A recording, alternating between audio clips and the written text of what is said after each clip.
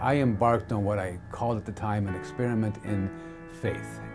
I basically quit my job and hopped on a bus and came to New York when I was 18. I brought enough money with me for what I thought would cost me for like 2 nights at the Y, but not enough to get a bus ticket back home again.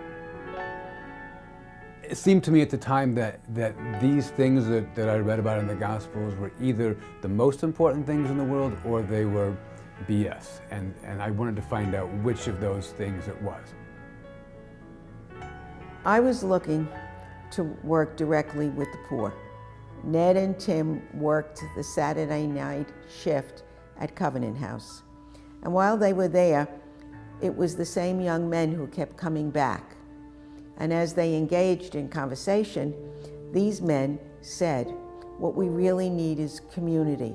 We need a place to belong. We need someone who really cares about us on a regular basis. And the 3 of us began to talk and dream about what POTS could be. Myself and Father Ned and Sister Jane started POTS formally in 1982. And the values that brought all 3 of us together and that have continued to bring people to POTS really are gospel values. They are the values of loving one's neighbor as oneself, of treating the least of them among us with respect and dignity, and doing what we need to help those folks. And those are the values that brought us together, and every person that's volunteered here, that's funded here, I think, have all been drawn to those same values. You know, the reason I'm at POTS is I'm a bit of a child of the 80s. And for me, I loved watching The Karate Kid and Rocky, and the parts of those movies that I really love are the montage, right? And the montage to me is the idea that, you know, today may not be the greatest day in the world, tomorrow may not be the greatest day in the world, but that feeling of hope that tomorrow can be better, I think is encapsulated in POTS. The idea that POTS may give them that opportunity for a point of hope is really, really empowering to me. We go above and beyond, because sometimes it just takes that extra step to help someone. You know, you just can't stop by feeding someone, you know. They might need something else. So we ask, what is it else that we can help you out with? For me, what sets us apart is the spirit of the organization and how much we value the work that we do and how we deliver that. Anybody can do applications, anybody can give anybody a meal. That's not what counts. What counts is how you make that individual feel, and to make sure that you're actually providing services that are going to help them. Not for us to pat ourselves in the back, but for the people that we're actually doing it for.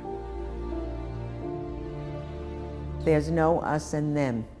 That was really and truly one of the foundational values of POTS, and still is today. Those who serve and those who are served are one. They really help you put yourself together, because they provide pantries that you can take with you home. They provide meals. They provide clothing for if you have a job interview and you don't have something to wear. They never close because of this or that. It's always open, available, and they always have something there for you. For anyone who is in need of services, thinking about it, number one, it's okay to be in need, and it's okay to ask for help. And I think we recognize that you can come here and we may not have exactly what you need, but we promise you we're going to give you hope.